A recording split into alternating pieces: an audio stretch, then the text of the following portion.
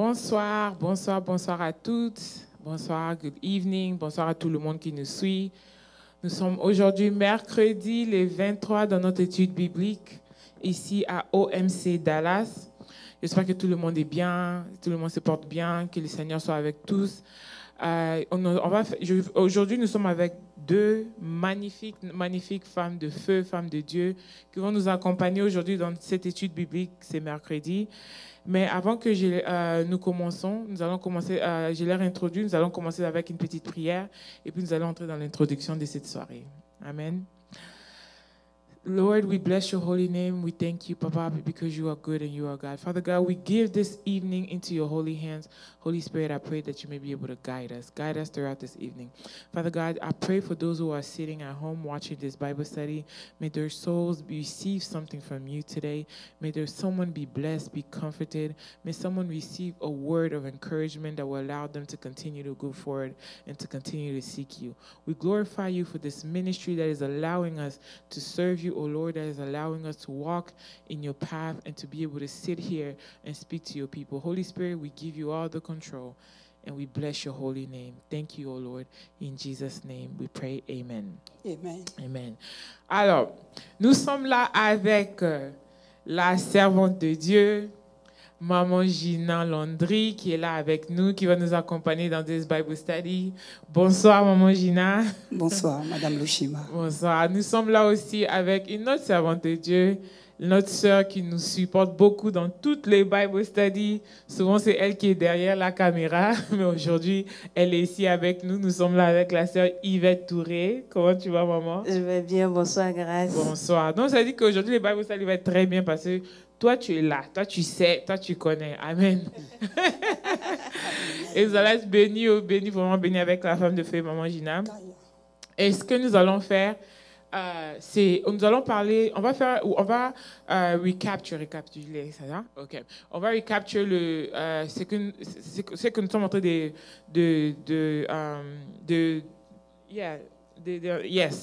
to teach this past. And for some reason, the word, ça quitte, vraiment, que le Seigneur nous aide. Amen. Mais je sais que ça, c'est le Saint-Esprit qui me met dans cette position de faire sortir quelque chose en moi. Dans les prochains 6 mois, vous allez me voir en train de prêcher en français. Voilà. Et on parlait pendant tout ce temps, nous sommes en train de parler de l'armure, le weapons, les armes de Goliath. Et l'apôtre a touché dans plusieurs aspects les armes de Goliath. Et c'est que nous étions tous en train de suivre chaque dimanche quand il prêche.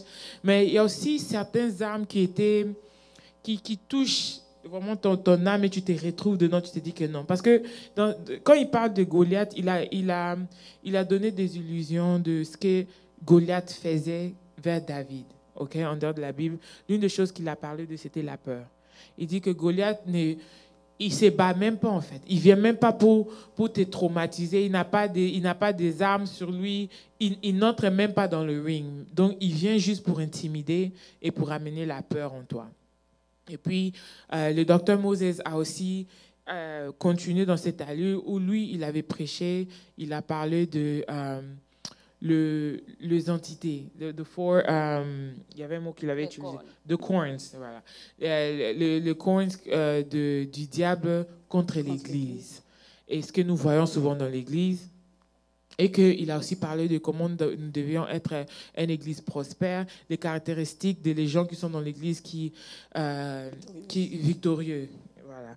Et puis, il y a aussi un temps où je sais qu'il a parlé aussi de la rébellion. Moi, c'était quelque chose qui m'avait beaucoup touché, où il a parlé de la rébellion, où il disait qu'il y a des gens, je me rappelle même quand on a fait le Bible Study avec Apostle, il a parlé du fait qu'il y a des gens qui sont dans l'Église. Moi, je me suis retrouvée dedans.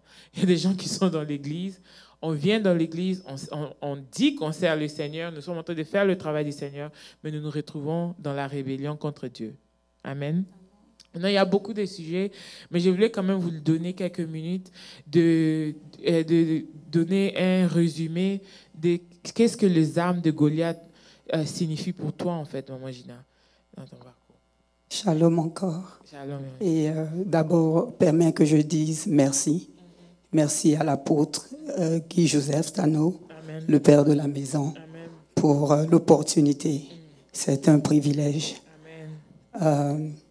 Concernant ce que je peux dire au sujet des armes de Goliath, quand nous prenons l'histoire de David, qui fait face à un géant, et l'armée d'Israël aussi faisant face à un géant, ce que nous pouvons dire, c'est que cette situation est pratiquement ce que tous, enfants de Dieu, nous rencontrons dans nos vies. Nous faisons face à des géants, nous faisons face à des situations que nous ne pouvons pas, nous pensons ne pas pouvoir vaincre. Et nous nous mettons à trembler au-devant de ces situations-là. Que ce soit les géants de nos vies, que ce soit la maladie, que toutes les situations que nous rencontrons nous effraient. Et moi, ce que je pense de ça, c'est que nous sommes effrayés au-devant de ces situations-là parce qu'en fait, nous ne savons pas, nous ne connaissons pas le Dieu avec qui nous dealons. Amen.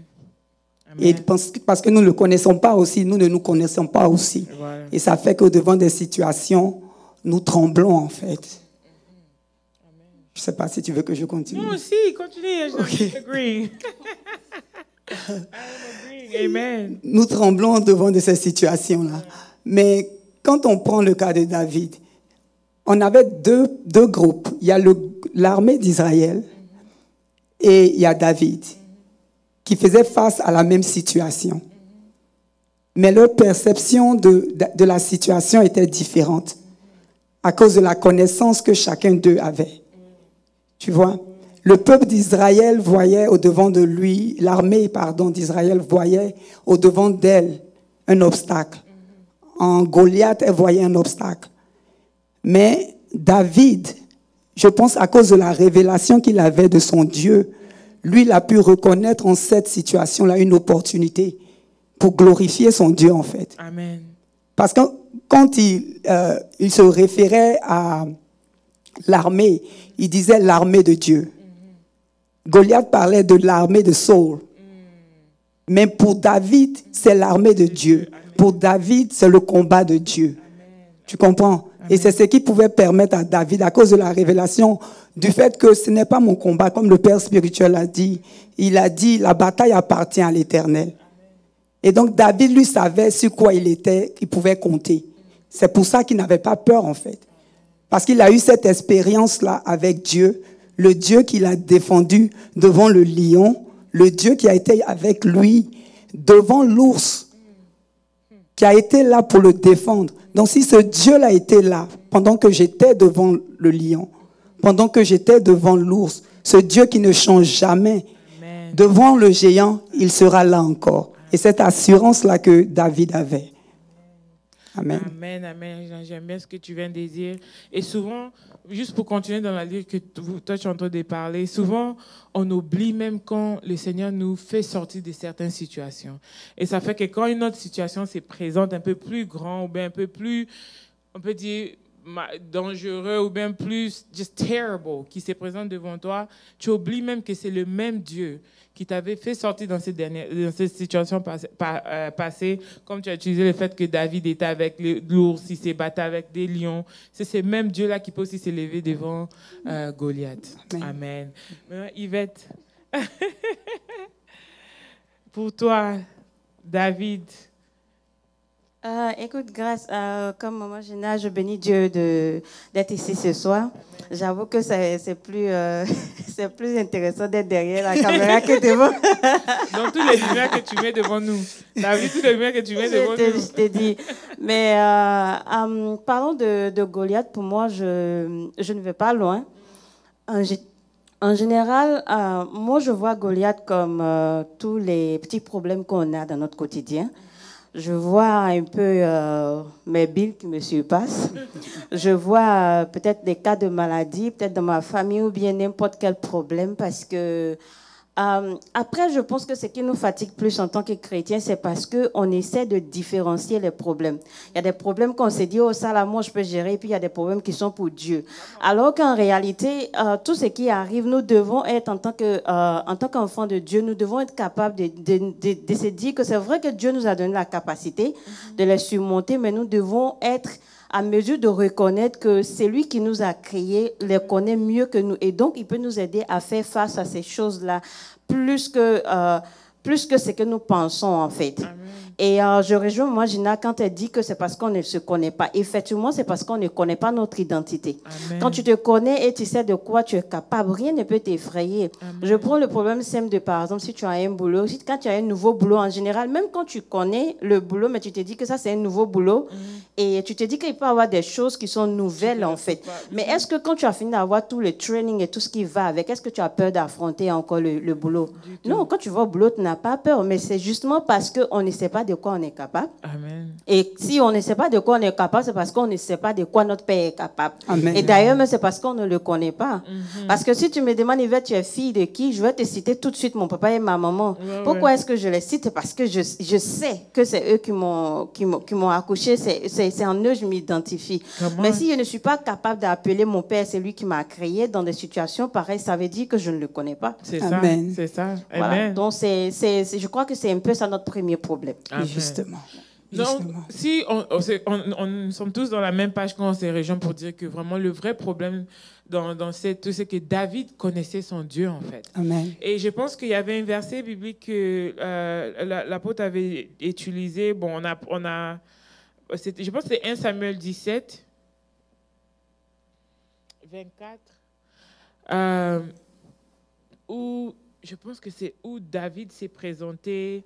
Moi, avec les versets bibliques et sur l'Inadal, où David, ou bien je pense que c'est 1 Samuel 17, 11 à 12, où David s'est présenté devant, quand il est venu, la Bible dit quand il est venu devant, où on a pris leurs femmes, on a pris leurs enfants à la guerre et tout, on a tout arraché, on a rendu les femmes et les enfants à cette époque des esclaves. Mais on dit que David, if I'm not mistaken, it says David was looking at God. Right? I'm not sure which Bible verse it was. Mais on dit que David, lui, quand il a regardé la situation, il n'a pas regardé ce qui l'entourait, même la situation dans laquelle il s'est retrouvé. Lui, il a regardé à son Dieu. Mais nous, aujourd'hui, en tant que chrétiens, c'est ça qui est notre vrai problème. Mais comment on ne peut pas connaître notre identité? On est à l'église chaque dimanche. C'est ça le problème. On connaît tous les versets bibliques. Moi, souvent, c'est quelque chose qui... It doesn't sit well with me dans mon esprit, en fait. Quand on parle de ne pas connaître son identité, souvent, je suis perdue. Je me suis dit, bon, je m'appelle Grace. C'est mon identité. Qui passe ça? Bon, Lushima, maintenant, parce que je suis mariée. Je sais que je suis une femme. Je connais l'âge que j'ai. Mais comment ça se fait que dans des situations, je sais que, par exemple, moi, je ne peux pas changer le pneu d'une voiture. I know that it's not my capacity. Mais je sais que c'est quelque chose que peut-être mon mari peut faire, mais un homme peut faire. That, I already know my strength on that one. Mais comment ça se fait que nous, qui nous sommes toujours nourris avec la parole de Dieu, on se retrouve, et souvent ce sont des petites situations qui nous font trembler devant ces Goliaths qui s'élèvent entre nous, en fait. Est-ce que tu peux nous expliquer ça un peu? Je crois, pour ma part, que, tu sais, la Bible dit, ou Dieu dit, mon peuple périt par manque de connaissance. Et la connaissance dont il est question ici, comme nous avons déjà dit, c'est la connaissance de Dieu. Si nous connaissons Dieu, qu'est-ce que j'entends par connaître Dieu? C'est connaître ses caractéristiques, c'est connaître ses principes et aussi même connaître ses promesses pour nous. Amen. Nous parlons de nous en tant que croyants. Je pense que nous adressons aux croyants. Et la Bible nous dit que à ceux qui ont reçu Christ comme leur Seigneur et Sauveur, ce n'est plus eux qui vivent, mais c'est Dieu qui vit en eux. Tu comprends? Et la Bible aussi nous fait connaître que ce Dieu qui vit en nous, c'est le Dieu qui a créé le ciel et la terre. C'est le Dieu qui est capable de tout. Je pense que le problème que nous avons, c'est parce que la Bible même, certains d'entre nous, pour ma part, au début, je lisais la Bible, mais c'était comme un fable, c'était comme une histoire. On n'a pas encore perçu la véracité de la Bible. On lit la Bible pour nous, mais c'est seulement peut-être une histoire. Tu comprends? Et donc, tant que la Bible ou bien la parole de Dieu ne sera pas ancrée en nous en tant que vérité absolue, il nous sera compliqué de manifester en fait cette vérité-là. Parce que si on dit Dieu a créé le ciel et la terre, il peut tout créer. Mais ce n'est pas ancré en toi. Quand tu seras au devant d'une situation, tu vas douter en fait. Tu comprends? Donc pour moi, je pense que le problème, c'est le fait que la parole de Dieu même en elle-même n'est pas pour nous tous une vérité absolue. Come on. Tu comprends? Quand sa parole de Dieu devient une vérité absolue pour nous et que nous fonctionnons par cette parole-là, au devant de n'importe quelle situation. Parce que quand tu lis un passage comme Éphésiens, par exemple, 2, qui te dit Jésus est assis dans les lieux, et je paraphrase, pardon, qu'il est au-dessus de tout pouvoir, tout principauté et tout ça, et qu'après on te dit que nous sommes assis avec lui dans ces lieux élevés. Si c'est une vérité pour toi, en même temps tu commences à te sentir élevé en fait. Tu comprends? Mais c'est parce que la parole de Dieu n'est pas une vérité absolue, nous n'avons pas accepté cette parole-là, que nous ne pouvons pas la manifester en fait. Amen. C'est ce que je me dis. Amen. Et Yvette, j'arrive vers toi. Mais souvent, je pense comme si le chrétien can believe in God, peut croire en Dieu pour quelqu'un d'autre, pour la situation de quelqu'un d'autre, peut avoir la foi élevée pour la situation de quelqu'un d'autre, mais eux-mêmes, quand ils se retrouvent devant cette situation, c'est comme si le Dieu qu'ils avaient foi là, c'est pas le même Dieu en fait, c'est le Dieu d'autres personnes. Maintenant, Yvette, est-ce que tu peux nous donner un exemple, ou bien un témoignage même, où tu t'es retrouvé dans lequel où tu t'es rappelé de qui ton Dieu était, tu t'es rappelé de ton identité en Christ, ou whatever, qui est arrivé dans ta vie où tu te disais que c'est impossible de sortir de cette situation, mais si ce n'est pas à cause de Dieu? Grâce, écoute, je ne vais pas te mentir. Moi, je pense qu'aujourd'hui, nous, les chrétiens, nous mentons beaucoup. Parce que quand on est assis ici, quand on parle de la connaissance de Dieu, moi, je ne pense pas qu'on connaît Dieu assez. On va parler de ça encore et encore. Je suis actuellement dans une certaine révolte où je ne dis pas amen à tout ce que les gens disent. Même quand quelqu'un sait... Enfin, excusez-moi en fait. Parce que je me rends compte qu'on joue beaucoup avec la parole de Dieu. Yes. Aujourd'hui, on est en train de surfer. C'est-à-dire que Jésus est devenu juste une couverture où on se cache derrière. Je suis chrétien, je suis chrétien. Aujourd'hui, quand tu demandes à tout le monde dehors, il faut avoir une intimité avec Dieu. C'est devenu comme un slogan pour moi. Voilà. Et j'ai l'impression qu'on se cache derrière ça pour dire qu'on est chrétien, on est ceci. Or, la réalité est qu'on ne connaît pas. Amen. On ne connaît pas vraiment Dieu. Moi, il y a des fois, sincèrement, je m'assage même et me dis, je dis, mais l'apôtre même là, est-ce qu'un dimanche, je ne vais pas venir sur la chair et puis il nous pose des questions.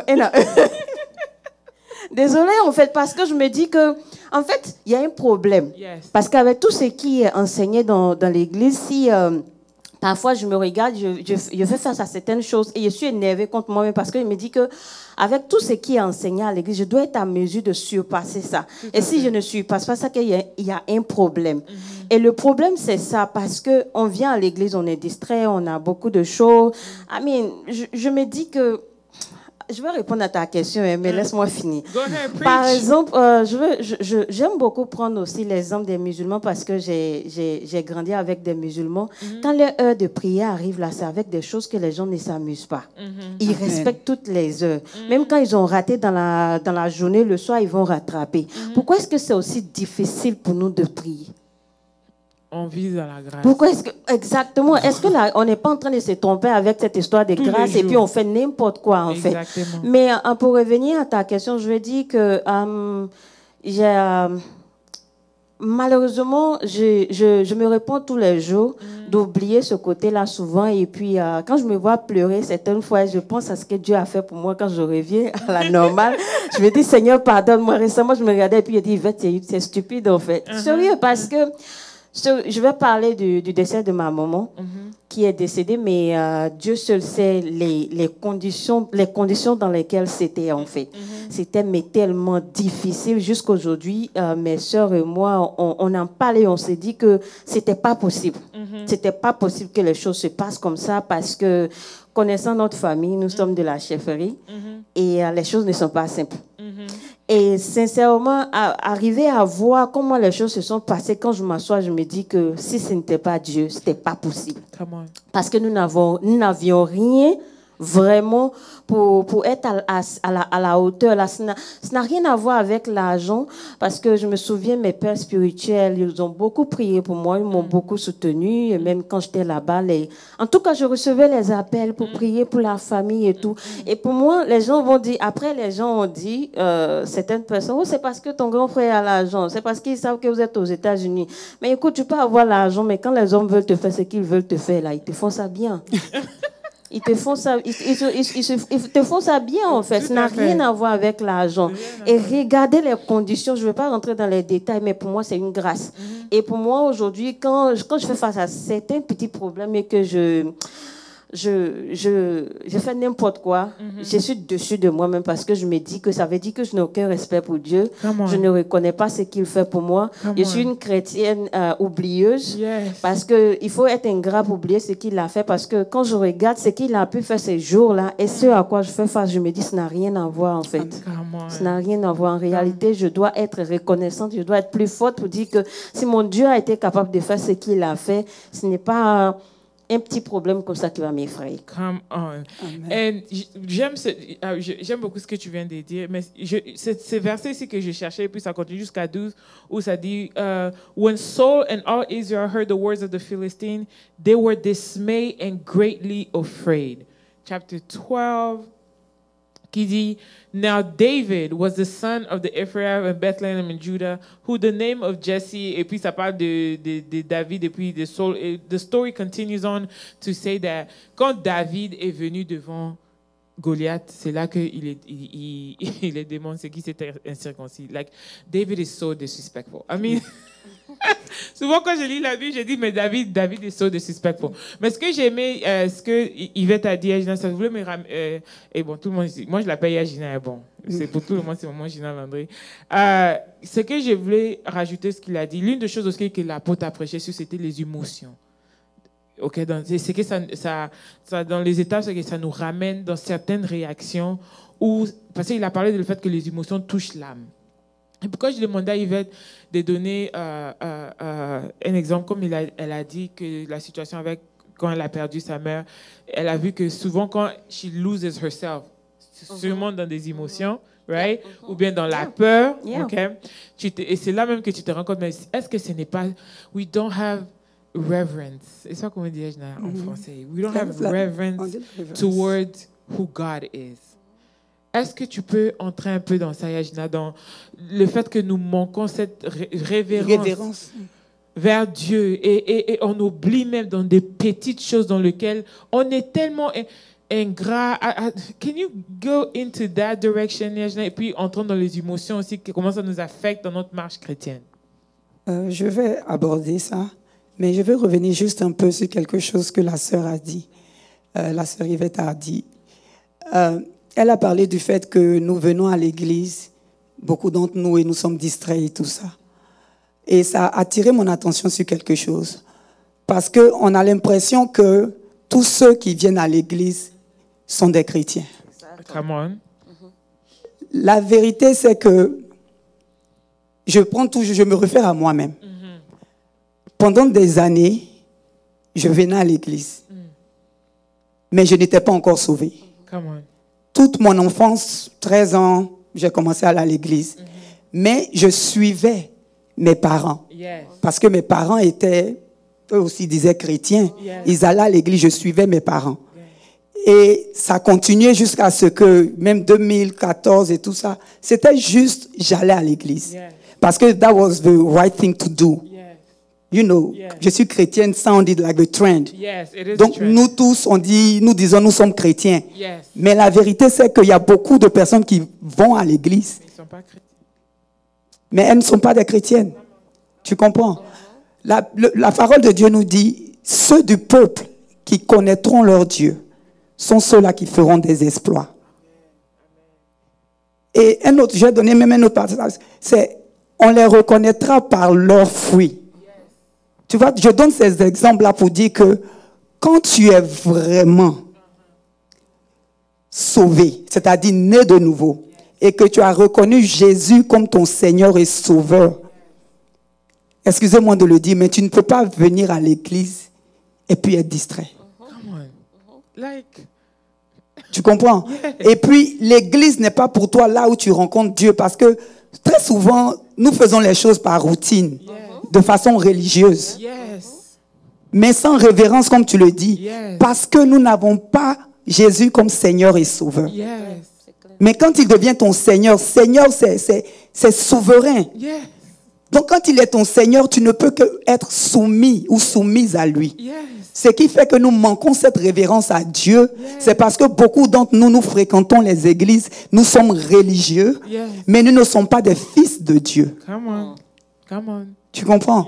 Et donc, parlant de révérence, comme j'ai dit, quand tu parviens à cette connaissance de Dieu, et tu sais que c'est un Dieu saint, tu ne peux pas ne pas avoir cette révérence-là. Tu comprends? Donc, ce que j'essaie de dire, en fait, c'est que notre attitude au devant des situations que nous rencontrons, notre attitude au devant de Dieu est fonction de ce que nous connaissons, est fonction du fait que nous l'ayons accepté ou pas comme Seigneur et Sauveur. Tu vois? Parce que quand tu l'as accepté comme Seigneur, tu te soumets à sa seigneurie, en fait. Tu comprends ce que je veux dire? Donc, c'était juste pour dire que nos églises sont remplies, excusez-moi de le dire, parce que moi-même, j'étais dans le cas. Nos églises sont remplies de personnes qui vont à l'église, qui font des choses, c'est-à-dire, j'ai été à l'église dimanche, check mark, j'ai suivi Bible Study, check mark, mais sans vraiment être sauvé. Parce que quand tu es sauvé, que Jésus est ton Seigneur et Sauveur, il y a la transformation. Come on. Il y a la transformation. N'est-ce pas? Et donc, anyway, je préfère m'arrêter. Laisse-moi m'arrêter. Oui, c'est ça, mais il y a la transformation. Et comme tu as dit, la Bible dit, on voit. Parce que souvent, ce que nous faisons, c'est comme si nous, les chrétiens, I don't know, we're in this mindset, it's so weird to me. Oh, French, help me. OK. Souvent, nous, les chrétiens, on est là, c'est comme si l'église s'arrête dans les 4 murs dans lesquels nous sommes. Et puis, quand on sort de l'église, même, moi, on lève même nos familles, même dans nos travails, où nous allons travailler, il y a des gens qui nous regardent. Et moi, j'ai travaillé dans une compagnie où il n'y avait que des Indiens. Et ils pratiquaient toutes leurs religions, ils mettaient leurs statues partout et tout. Un jour, par erreur, je ne sais pas, un driver delivery qui venait faire le delivery a cassé l'un de ces statues. Statue, hein, c'est un statut de je ne sais pas quoi là qui donnait l'eau devant la porte. Moi, je ne comprends pas. Ça même, je mets ça de côté, je n'irai pas. Le propriétaire de cette compagnie-là, lui, il était indien. Et quand on cherchait un nouveau bureau, il devait se rassurer que la porte du bureau is facing east. Parce que dans leur religion, quand tu es dans le business, la porte de ton entreprise doit face east parce que quand c'est dans S, ça veut dire prospérité. Écoute un peu des détails, Yajna. Prospérité. Et on a cherché de bâtiments. Toutes les buildings, on nous donnait. Quand on en a fini à faire, il nous faisait faire descendre le truc, whatever, le compass. Et ça doit regarder east. Je n'ai jamais compris. Puis enfin, je lui ai demandé, mais pourquoi forcément ça doit regarder east? Il dit parce que lui, dans sa religion, quand tu es un homme d'affaires, la porte d'entrée de ta compagnie doit être en east parce que c'est là que la prospérité et tout entre. Maintenant, après, il a mis ses statues et tout, et quelqu'un a cassé l'un des... Mais il fallait voir le comportement du monsieur. Il dit un statut. Moi, j'étais perdu. Et il a pris, j'ai pas un vol, une semaine après, il est parti jusqu'en Inde pour partir reprendre notre statut, pour revenir le lendemain. Donc, il a fait aller-retour. Juste pour... And these are people who worship statues. Et nous, qu'on dit, nous avons le nom, au-dessus de tout le nom, que dans le nom de Jésus, tout genou fléchit. Yvette, quand je dit on va... Est-ce que tu peux... Moi, je pense, je vais dans le même sens que moi, Gina, on passe par, je vais dans le sens des principes, connaître les principes, comment fonctionnent les dieux, si tu veux. Parce que pour pouvoir savoir comment fonctionne quelque chose, il faut être en contact avec. Il faut apprendre à connaître. Maintenant, le problème, c'est que nous, je fais partie, hein. Nous, les chrétiens, on n'a pas assez de temps. Non, on n'a pas le temps. On n'a pas assez de temps pour Dieu, en fait, parce que on peut passer 8 heures du temps quelque part d'autre, mais quand il s'agit de Dieu, tu commences à méditer 2-3 versets bibliques, tu commences à avoir sommeil et puis tu vas dormir. Et comment on espère connaître quelqu'un avec qui on ne passe pas du temps? Et moi, ça m'envoie à la conclusion pour dire que c'est parce qu'on n'aime pas peut-être assez Dieu. Parce que grâce de toi à moi, comme tu es mariée, moi je ne suis pas encore mariée, il a parlé de ma mère. Hein. Je suis quelqu'un, maman n'est plus, mais je continue de l'aimer. Et quand elle était vivante, sincèrement, c'est la seule personne pour qui était capable de vider mon compte bancaire, quoi. Ouais. C'est-à-dire, j'ai vidé, quand il dit j'ai vidé, j'ai vidé.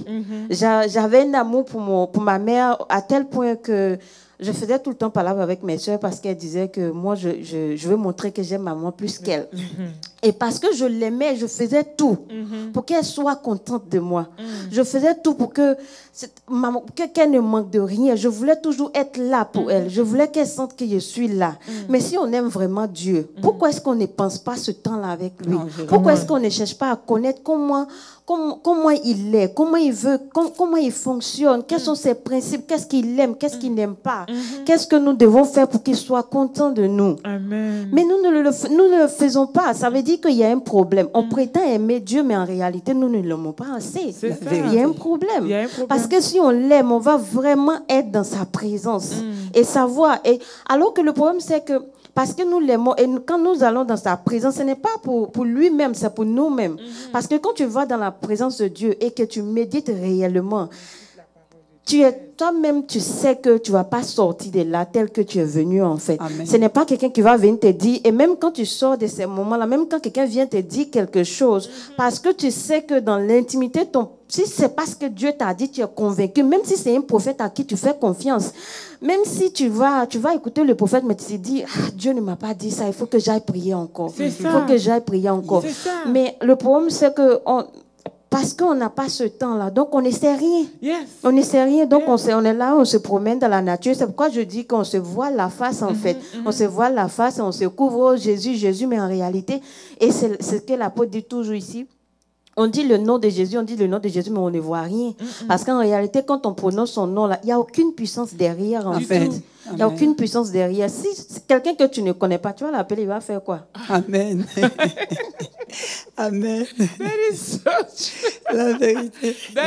C'est tellement vrai que souvent, je m'assois et je me dis, mais Seigneur, je ne peux pas continuer à aller dans un building et puis je sors de ce monde ici à l'âge de 75 ans et je ne sais pas, je sers qui en fait. On ne sait pas si Dieu est réel ou bien s'il n'est pas. Je me disais tout le temps que I need to have a personal relationship avec toi. Je ne veux pas qu'on me continue, je ne veux pas toujours passer par un prophète, un homme de Dieu. Je veux que moi aussi, quand le Seigneur parle, il vient, il me dit, grâce, ça c'est ce que tu dois faire, ça c'est ce que... Maintenant, je me suis dit, mais comment on fait à reconnaître, même dans nos travails, même dans nos familles, comment je sais que ça c'est mon mari, comme elle a donné l'exemple. Je passe du temps avec lui, je le connais. Avant qu'on puisse prendre des décisions, on a construit notre relation. Mais c'est comme s'il y a plusieurs entre nous ici. Voilà pourquoi quand Goliath, il entre dans le ring, il commence à te faire peur, il fait de toi tout ce qu'il veut. Donc, moi, je disais à quelqu'un, je dis, I don't want to be the devil's rape victim. Tu vois, c'est-à-dire que quelqu'un qui fait, le diable fait n'importe quoi, parce que you have no strength, tu as aucune source, tu ne pries pas, tu pries pas pour toi-même, tu pries pas pour tes situations. Le contraire, on décide de s'enfermer, d'entrer dans, on prend Dieu comme si on le met dans une petite poche. Bon, lui, il attend d'abord, je règle d'abord. En fait, It confuses me, en fait. Je ne sais pas comment expliquer, mais je ne sais pas si vous vous retrouvez dans ce genre de situation. Souvent, je me dis, Seigneur, you brought me until now. Tu comprends un peu? Et bon, pour moi, si les gens me voient beaucoup, je pleure souvent à l'église et tout ça, là, parce que I cannot get over la fidélité de Dieu, en fait. Amen. Je ne peux pas. Amen. Je n'arrive pas. I'm so grateful. Même de le fait que je me retrouve à l'église. Souvent même, je dis aux gens qui ont grandi dans l'église, je me dis, man, vous avez eu la chance de grandir dans l'église. Et les gens ne comprennent pas pourquoi j'ai dit ça en fait. Parce que je me dis que si je connaissais le Seigneur, comme plusieurs disent, à l'âge de 2 ans, 3 ans, 10 ans, 8 ans, my life would have never been, jamais, comme c'était en fait. Je me dis que j'ai connu le Seigneur un peu plus tard que d'autres personnes. Mais on ne le respecte pas en fait. On ne respecte pas Dieu. On est hypocrite. Vers Dieu, même pas vers les hommes. Les hommes même, on s'en fout. Il me dit que vers Dieu, il y a des gens même qui ne peuvent même pas se démasquer vers Dieu. C'est-à-dire que you open up yourself and be truthful to God quand tu pries. Je ne sais pas si tu as déjà rencontré ce genre de situation. Tu peux donner quelques exemples. Même un témoignage dans lequel où tu devais te remettre en toi-même et reconnaître la souveraineté de Dieu. Ok.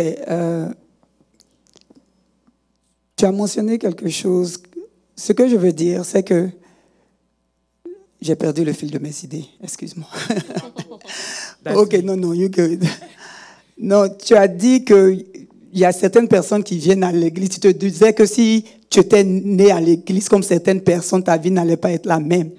Mais ça nous ramène encore. Ce n'est pas les années qu'on a faites à l'église qui font de nous des personnes ancrées en Christ.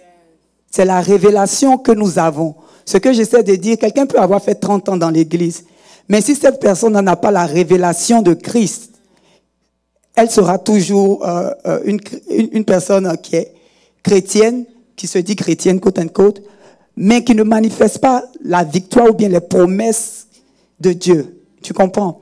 Donc, et tu vas rencontrer quelqu'un qui est peut-être juste né de nouveau, une semaine, mais qui a reçu cette révélation-là de qui Dieu est. Parce que c'est ce qui fait la différence. Ce n'est pas les années à l'église. Ce qu'on veut rechercher, c'est la révélation de Christ. Tu comprends? Et la Bible nous dit que Dieu se révèle à celui qui le cherche de tout son cœur. À celui qui le cherche, lui, pour revenir à ce que la servante de Dieu a dit. Mais le problème, c'est que beaucoup d'entre nous, moi, la première, quand nous venons à Dieu, Seigneur, donne-moi. Donne-moi. Donne-moi. Nous venons avec une longue liste de ce que nous voulons. Et comme elle a dit, nous ne partons pas à Dieu pour lui, mais nous partons pour nous-mêmes. Parce que nous voyons en lui quelqu'un qui va fulfill our needs. Tu comprends? Et un ATM machine, j'ai besoin de mari, je viens, je prends. J'ai besoin d'enfants, je viens, je prends. Mais Dieu s'est fait chair en la forme de Jésus-Christ de Nazareth pour venir sur la terre. Il n'a pas fait tout ça parce que, il a fait cela parce qu'il voulait rétablir une relation entre ses enfants et lui. Tu comprends? Ce n'est pas pour venir nous donner des maris. Non. Il veut une relation avec nous. Et c'est pourquoi la Bible dit, il se révèle à celui qui le cherche. Et donc c'est de façon intentionnelle. Tu prends la décision, je veux connaître mon Père. Ça ne va pas arriver par chance.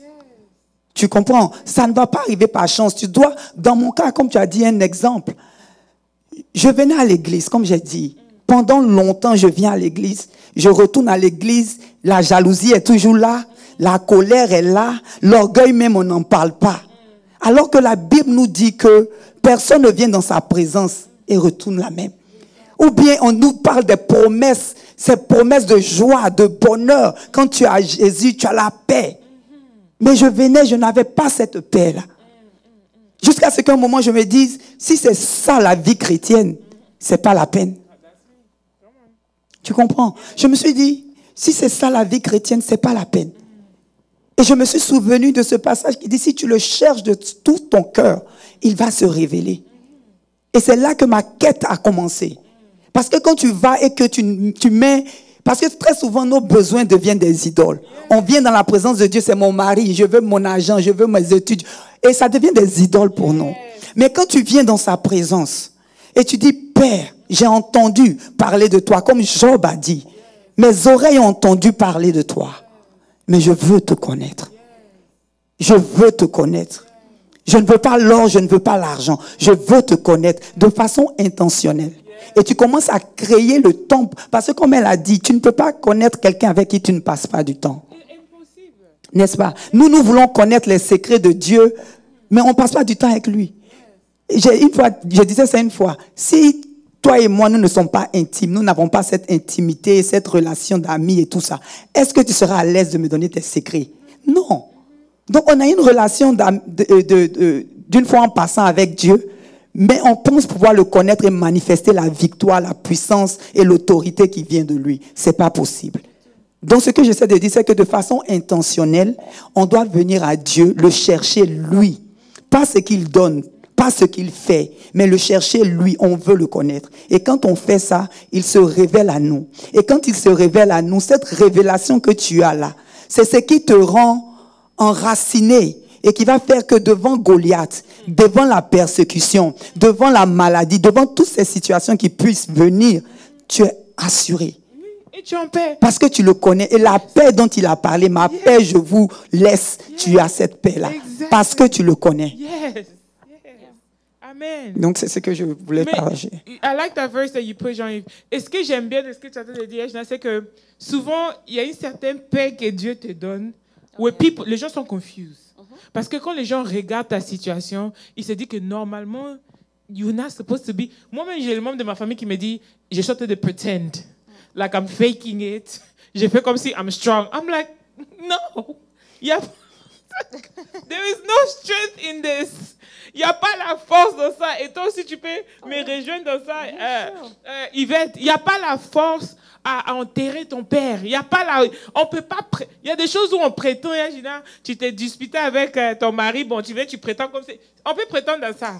Mais il n'y a pas la force quand tu vas enterrer tes deux frères. Il y a pas tu peux pas prétendre. Mais qu'est-ce qui fait que je peux toujours m'élever? Souvent, même, il y a quelqu'un qui me pose, même dans les gens de la famille, tu vas toujours.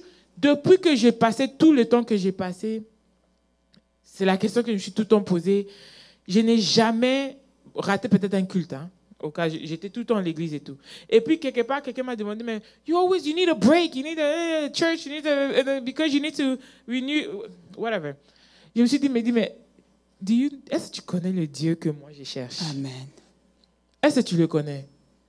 Le Dieu que moi, je suis en train de chercher. Parce que ce qui est arrivé dans ma famille, ça pouvait être moi. Amen. Ceux qui sont partis là, ils n'étaient pas mieux que moi. Ou bien plus pire que moi. Ça pouvait être moi. Tu comprends un peu? Donc, je continue à courir après ces dieux dans lequel qui m'a sauvé. Parce que cette loi qui a été établie dans ma famille ou bien dans quoi, j'ai fait partie de ça. Et même quand ça arrivait, je n'étais même pas encore ancré dans le Seigneur, mais dans sa fidélité. Amen. Et dans son amour et dans sa souveraineté. Il m'a protégé, il m'a gardé, il m'a élevé, il m'a lavé. Donc aujourd'hui, je ne peux pas m'élever et je ne sais pas, je cherche, I'm looking for that deep. I'm so hungry for him. Je ne sais pas comment c'est que ça fait que souvent quand je suis assise à la maison, je crève, I want to know more. Je suis intéressée à la parole de Dieu. Parce que je me dis que on ne peut pas plus souvent même moi, je pense que les gens qui ont trop grandi à l'église, ils doivent faire le monde d'abord. Parce que ça fait des maris enfants là. On donne ça, le monde a ça. Amen. C'est marié là, tu vas à Las Vegas, tu t'es marié. Il y a beaucoup de hommes dans ce monde ici. Mais ça ne veut pas dire que you'll be happy in the marriage, tu vois un peu. But having a godly marriage, dans le tel que où tu te lèves, tu regardes ton mari, tu te dis, ce que je peux te dire, tu vas retourner l'argent de ma dot. Mais parce que j'ai entendu la parole de Dieu. Amen. Et le Seigneur, le Saint-Esprit, je peux l'entendre dans mon oreille pour me dire que ce que tu vas faire, ce sont des émotions et tu vas détruire quelque chose en lui. Amen. Tu vois un peu. Et quand tu détruis quelque chose en lui, je te blâme, toi. Parce que toi, tu essayes de me connaître, donc tu as cette responsabilité de se rassurer que ce que I feed you is in him. Et là, tu roules ta langue 10 000 fois, tu dis... Et puis, la personne en face s'enorgueillit encore, quoi, parce que lui s'est dit qu'il t'a eu. Donc, il ne sait pas qu'il y a un esprit en toi qui te frappe tous les jours. Je ne sais pas si tu peux entrer un peu dans ça, Yvette, qui tape ton esprit, parce que constamment, tu essaies de construire une vraie relation. I don't want a fake one. Je ne veux plus le haut. Je sens les sensations, je tombe. Je n'ai pas envie de tomber. Je veux connaître Dieu. Je veux que quand je me dors, le Seigneur me dit que ça va arriver, comme il a fait avec Élie. Il dit, Élie, les sacrificateurs, Élie, il est venu dire à Élie que je vais tuer tes enfants. That type of relationship with God, je ne sais pas, c'est que moi, je ne connais pas le verset biblique en fait. Le Seigneur vient chez Élie, il dit à Élie, je vais tuer tes enfants. Parce que voilà ce que tes enfants ont fait dans l'église et toi, tu n'as pas réglé ces problèmes. Pendant que je t'ai dit, dis à tes enfants d'arrêter. Maintenant, comme tu n'as pas joué, et puis quand le Seigneur a tué tes enfants, le Seigneur revient encore vers Élie et dit à Élie, ne pleure pas. Que si tu pleures, ça dit que tu me dis que j'ai tort.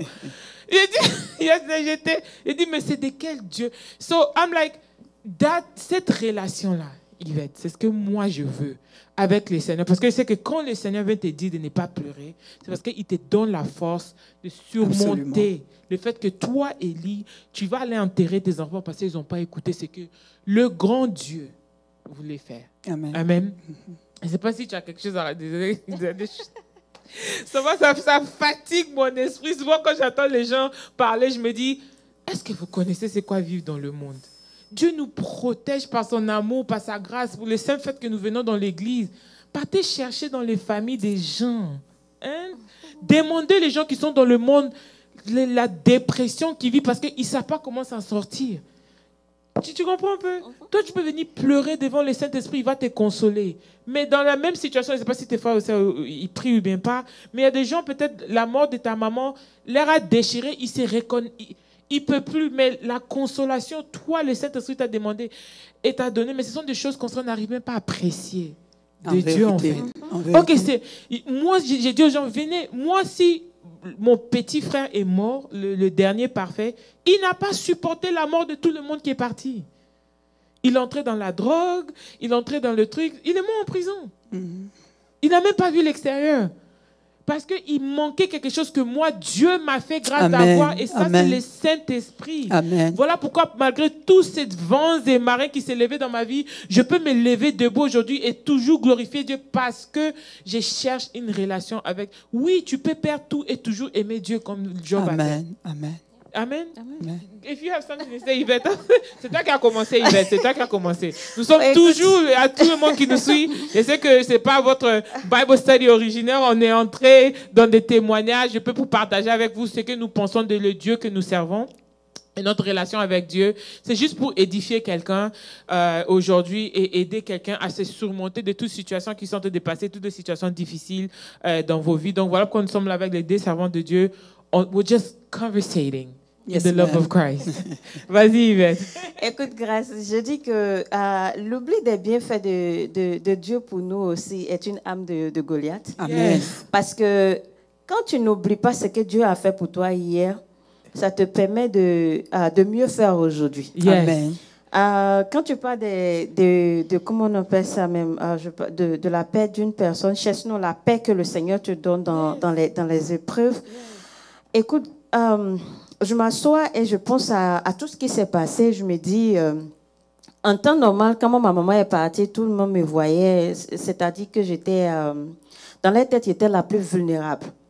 Et je peux t'assurer qu'il y a eu des cortèges à mon nom parce que pour eux, quand j'allais arriver, j'allais dramatiser. Tu voulais pleurer si tu vois, chez nous, ils voyaient, ça allait être gâté. Mais il y a eu ce truc-là où jusqu'à aujourd'hui, et je pense que c'est sur ça que je m'appuie pour pouvoir avancer, même quand c'est dur. Parce que c'est vrai que c'était dur de voir ma maman partir, mais il y avait cette paix à l'intérieur qui a fait que je n'arrivais pas à pleurer. Pour ceux qui étaient auprès de moi, j'ai pleuré les premières heures et tout. Mais jusqu'à ce que je parte, j'arrive, je te garantis, ma mère, pendant l'enterrement et tout, pour moi, la partie la plus difficile pour moi, c'était comment j'allais me comporter durant l'enterrement.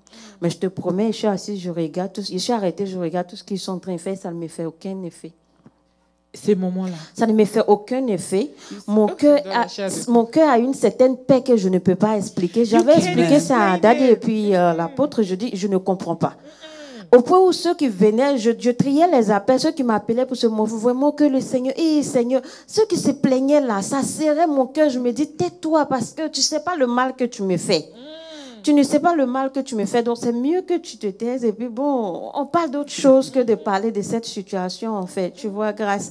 Et Avant, quand j'ai commencé à lire la Bible, la première fois, je me disais, mais le peuple d'Israël, là, c'était un faux peuple. Hein? Franchement, Comment pouvoir avoir Moïse avec vous et puis vous vous comporter comme ça? Mais avec beaucoup de recul, grâce, quand je m'assois et je regarde, je me dis, je veux dire que quand j'ai peut-être grandi dans la parole de Dieu, je me rends compte que je ne suis pas mieux que le peuple d'Israël. Et ils avaient Moïse, avec Moïse partait, sauf quelquefois, il montait pour aller prier, il restait seul. Mais moi, j'ai le Saint-Esprit qui est avec moi. Tous les jours, il est en moi. Tous les jours, on est ensemble. Mais combien de fois je fais appel au Saint-Esprit? Combien de fois je fais des bêtises? Je fais comme s'il n'existait pas. Amen. Et je me rends compte que chaque fois que Dieu nous fait... Dieu nous envoie à une étape de vallée pour revenir au message de l'apôtre. Quand tu parlais de ça, c'est parce qu'il veut nous faire découvrir quelque chose de nouveau. C'est parce qu'il veut nous faire... il veut se montrer à nous de différentes manières. Mais combien de fois nous apprenons dans ces vallées-là? En fait, tout ce que on est seulement focalisé sur la situation. On se victimise, on vient devant Dieu, on pleure beaucoup. Mais Seigneur, pourquoi est-ce que tu m'as fait passer par là? Au lieu de savoir pourquoi est-ce que Dieu nous fait passer par là. Et c'est que nous devons apprendre pour ne pas que ça nous arrive demain.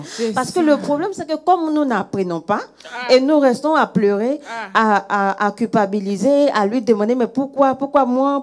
D'après quelqu'un, c'est pourquoi moi? Mais pour ça devait être qui alors? Like, why not you? Mais bon, donc comme nous n'apprenons pas, ce qui fait que la même chose va arriver et on ne se refait même pas ce qui s'était déjà passé pour dire Dieu avait la même situation s'était déjà passée et si j'avais appris j'allais passer par ici. Et c'est quand le même problème là, quand ça finit après tu viens te dire mais ça là je pense que c'était arrivé déjà. Parce que nous n'apprenons pas. Pour moi je pense que ça c'est une âme aussi très solide de Goliath aussi qui nous combat beaucoup. Nous n'apprenons pas. Nous n'apprenons pas et parce que nous n'apprenons pas ce qui retarde notre growing. Avec Dieu. Ce qui nous empêche de grandir dans le Seigneur en fait.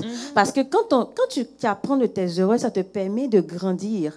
Mais quand tu n'apprends pas, tu restes la même personne en fait. La même chose va venir, tu n'auras pas de solution. Tu vas encore pleurer, tu vas encore dire Seigneur, pourquoi moi? Tu vas encore dire Seigneur, et on ne prie pas. C'est ça. On n'apprend pas. C'est ça le réel problème. Et pour moi, aujourd'hui, ça fait partie de mes combats. Sincèrement, pour moi, personnellement, je travaille à ce que... Au point où je me dis que maintenant, quand j'ai un problème, là, je vais écrire. Si j'ai écrit, peut-être que demain... peut-être qu'un jour, je vais lire mes notes pendant que je serai en train de passer par quelque chose. Et puis, je vais me rappeler pour dire, ça, là, je suis déjà passé par ça. Et puis, voilà. Et ça me dérange parce que j'ai l'impression que le diable nous connaît plus que nous-mêmes. Parce qu'il nous connaît, donc il sait il connaît nos habitudes, il sait quoi utiliser et à quel moment utiliser. Et comme nous aussi, on ne sait pas, on est là, on regarde bêtement, et puis voilà, les choses arrivent comme ça doit arriver. C'est ça. Voilà. Moi, pour moi, Yagina, je reviens vers toi juste pour entendre ce qu'Yvette a entendu. Moi, pour moi, c'était la peur. Parce que je demandais au Seigneur, comme tout le monde se pose des questions quand ils arrivent dans une situation difficile, c'est quoi la leçon? On apprend quoi quand les gens meurent? Non, mais attends, souvent, moi, j'ai fait ça, le Seigneur dit, Dieu, assis-toi d'abord. Souvent, c'est, il a fait des bêtises, tu le délivres, il est délivré. Un témoignage, j'avais mon petit frère, il était nanana, il a fait la prison, aujourd'hui, le Seigneur l'a délivré. C'est là que Dieu trouve sa gloire, en fait. Mais le jour que on m'a délivré, c'est dans mes yeux, c'est le jour que l'apôtre m'a dit, il m'a dit, Dieu peut gâter son nom s'il veut, il s'en fout. Parce que moi-même, mes prières étaient banales. Mes prières étaient, Seigneur, tu ne peux pas gâter ton nom. Tu m'as ramené vers toi, j'ai quitté le monde. On m'a dit que Dieu peut gâter son nom, il s'en fout. Et il peut aussi réarranger son nom. Mais j'ai dit, Seigneur, où est la leçon? C'est quoi la leçon dans cette situation? Qu'est-ce que toi tu as appris? I'm like, what's the lesson? Because they're dead. I mean, like, what's the lesson? The lesson is they get back, oh, wow, victory. Je suis une warrior, j'ai pris. J'ai dit, qu'est-ce que la leçon? And for me, my lesson in this, it was his faithfulness. Amen. Tu vois un peu, Gina? Et je ne comprenais pas, en fait. Et now, ça se fait que quand d'autres personnes que je connais, des situations qui viennent, ça m'effraie plus comme avant. Malgré que quand je me retrouvais dans cette situation, j'étais dans une grande peur. J'avais peur de tout. C'est-à-dire que si on m'appelle, tel, je commence à trembler. Tel est malade, je commence à trembler. Mon enfant est né, a vomi un peu. Je me suis déjà vu à la morgue. Ça veut dire que c'est fini pour moi. Tu vois un peu, Gina? Et j'ai réalisé que c'était ça que Goliath utilisait contre moi, en fait. Il me met dans une situation où je ne peux plus. J'oublie la fidélité de Dieu. Et que le Seigneur m'a montré que tu peux passer sur l'ombre de la vallée de la mort. And my rod is with you. Quand je lis cette verset-là, Yajina, quand je me suis rappelé, je me suis dit, quand tu es dans la vallée, tu vois rien en fait. Rien du tout. That rod is a stick. Maintenant, comment tu te rassures qu'il est avec toi? Parce qu'il te tape. Il te tape. Parce que quand je suis dans la vallée de la mort, je suis seul. Mais quand cette rod-là me tape dans le dos, ça me tape à côté, même si ça fait mal, je sais que je suis avec quelqu'un qui est derrière moi, qui est en train de me suivre. Tu vois un peu. Donc, ça veut dire que quand je marchais dans cette ombre, dans cette vallée dans laquelle ça faisait mal. Jusqu'aujourd'hui même, ça fait toujours mal. Mais, that stick, that rod, ça fait que ça dépouillait en moi beaucoup de choses. L'orgueil de moi, l'orgueil de contrôle, le fait que je pense que je peux sauver ma famille parce que c'est moi qui est intelligent, c'est moi. Dieu m'a montré que je peux faire ce que je veux, comme je veux. C'est pas toi, c'est moi. Et quand tu apprends que c'est lui d'abord, et il passe par toi, un simple vase qui n'est rien devant Dieu, ça dit que Dieu peut te remplacer dans 2 minutes et prendre quelqu'un d'autre. Et tu n'es pas spécial parce que tu sers Dieu pendant 20 ans. God doesn't care the fact that je venais à l'église chaque dimanche, j'ai quitté les manches. Il sait pas son problème. Lui, pour lui d'abord, c'est qu'est-ce que lui, il veut faire à travers moi. Je pense que je n'ai pas fini à apprendre. Je me dis que dans les années à venir, il y aura un jour, je vais m'asseoir, je vais dire, oh, Seigneur, je comprends. Amen. Amen. Donc, mais pour arriver dans ces niveaux-là, essayer d'avoir cette relation avec Dieu, je me poussais à tout le temps de faire tout et de... God humbled me, Yajina. Death humbled me, very much so. So,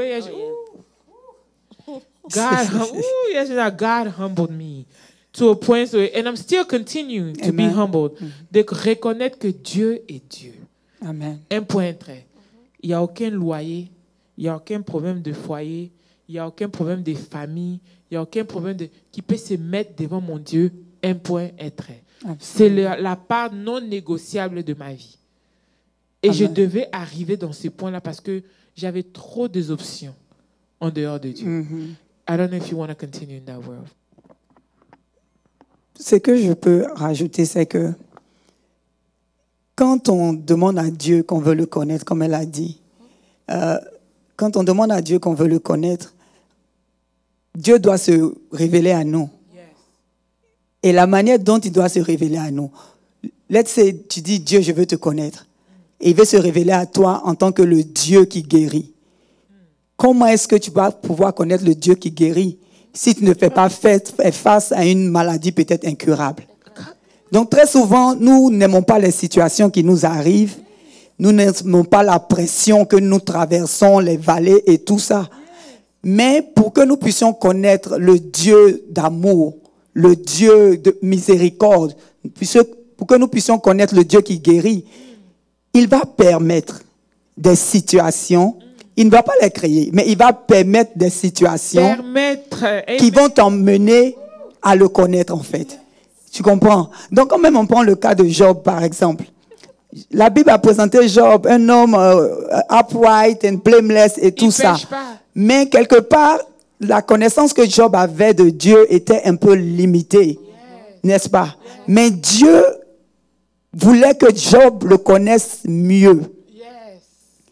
Tu comprends? Dieu, donc c'est comme ça nous aussi. Quand on dit on veut te connaître, et pour permettre que nous puissions le connaître mieux, il va permettre des situations. Et même dans le cas de Job, c'est même pas le diable même qui est venu vers lui pour dire je vais tenter Job. C'est Dieu même. Dieu qui lui demande, est-ce que tu as considéré mon serviteur Job? Parce que ce que Dieu voulait, c'est que Job parvienne à cette maturité, à cette connaissance supérieure là de Dieu. Tu vois? Donc souvent, il y a des situations qui vont nous arriver. C'est parce que moi je me dis que si Dieu allait vers Job, vers Satan pour dire, est-ce que tu as considéré mon serviteur Job? C'est parce que quelque part il avait confiance en Job.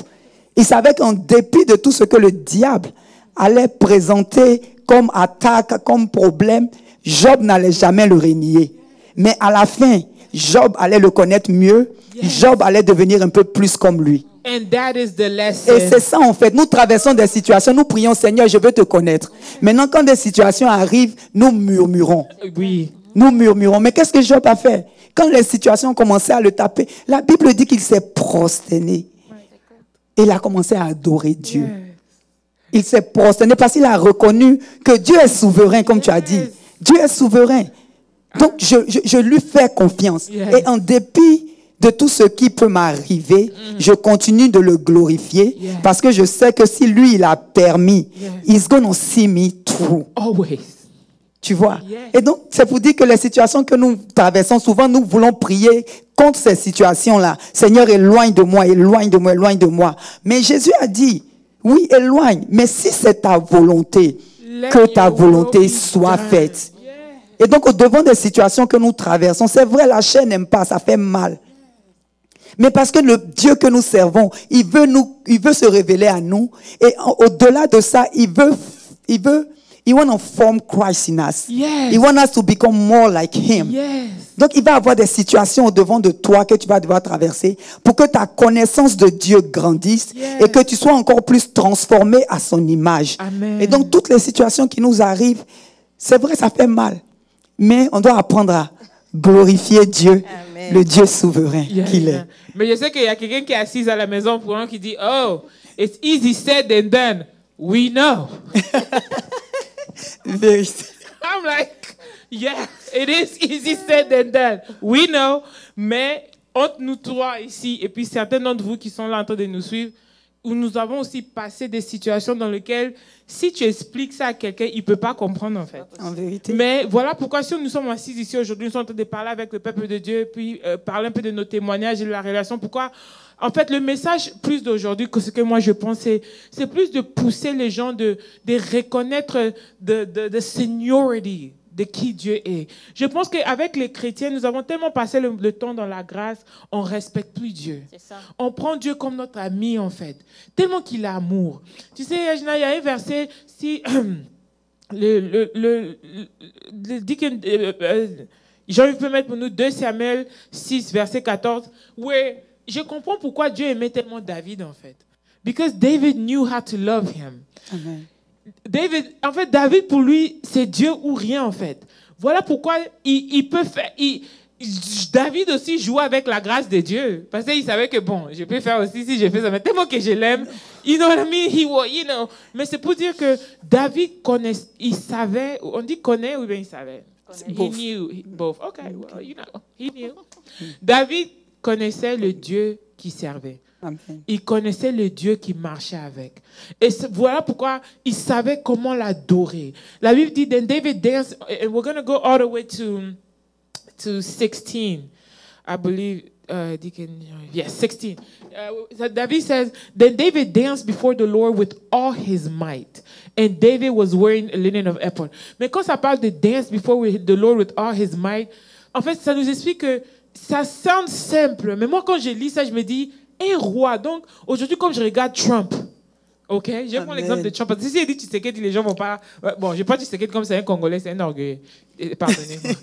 Un gars comme Tshisekedi, de Congo, Trump, pardon, le président des États-Unis. Donc, he's royalty.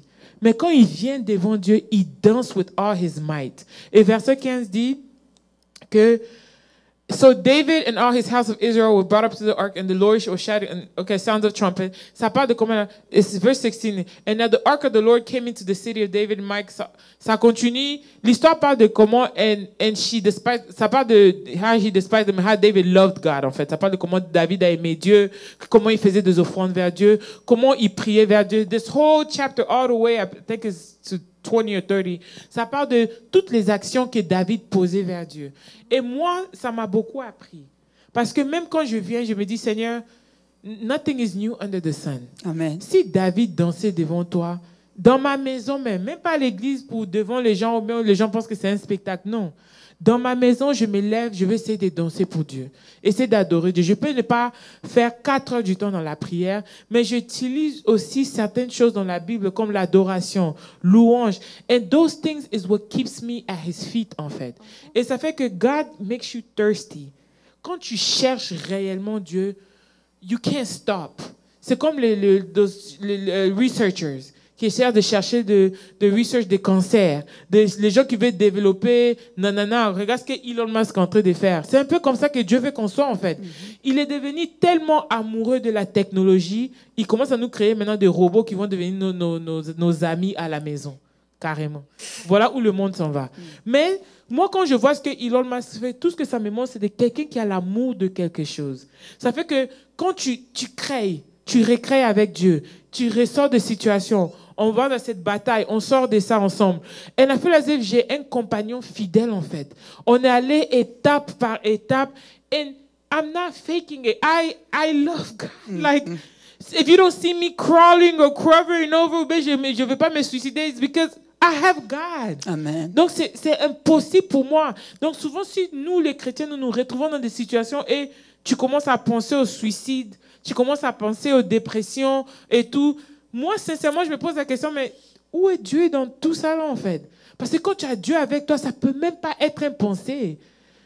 Est-ce que tu veux se dire ça? Ça peut pas te... C'est là que le diable, Goliath, vient, il t'éloigne de la souveraineté de Dieu, il t'éloigne de la foi, de la reconnaissance de Dieu, il te ramène dans des pensées pensives. C'est parce que beaucoup d'entre nous entrons dans la dépression. Amen. If I'm not mistaken. Je vais vous laisser. Je sais qu'on a beaucoup discuté, on a beaucoup parlé aujourd'hui. Nous sommes déjà arrivés. Les temps passent tellement vite quand les conversations sont toutes comme ça. Mais comme on dit aujourd'hui, it was a talkative Bible study. Je vais vous donner quelques minutes d'exprimer quelque chose, toujours dans cette lancée dans laquelle nous parlons de la relation, la révérence. C'est comme si nous, aujourd'hui, on a changé le Bible study. C'était la révérence vers Dieu ou bien la souveraineté de Dieu, la révélation de Dieu. Est-ce que, Yvette, tu peux dire quelque chose à le peuple de Dieu qui nous suit, à tous nos frères et sœurs qui nous suivent de OMC, un message, un mot pour aujourd'hui, pour cette semaine qui va leur accompagner de la part du Seigneur? Je veux dire que les combats dans la vie, il y en aura toujours. Ce qui pourrait nous aider, je pense, c'est d'essayer de faire des propositions de solutions à Dieu, à notre égard. Parce que la majorité du temps, ce qui fait qu'on n'arrive pas à voir que Dieu est en train de travailler, sinon il est en train de nous faire sortir de la situation, c'est parce qu'on veut qu'il fasse les choses d'une certaine manière que nous avons dans notre tête déjà, un plan que nous avons déjà. Et donc, quand on prie, on se dit, dans notre tête, on a cette image, on veut que Dieu travaille comme ça. Et parce que Dieu n'est pas homme pour travailler comme nous pensons, du coup, même quand il est en train de régler la situation, il est en train de fixer les choses, on ne les voit pas. Non.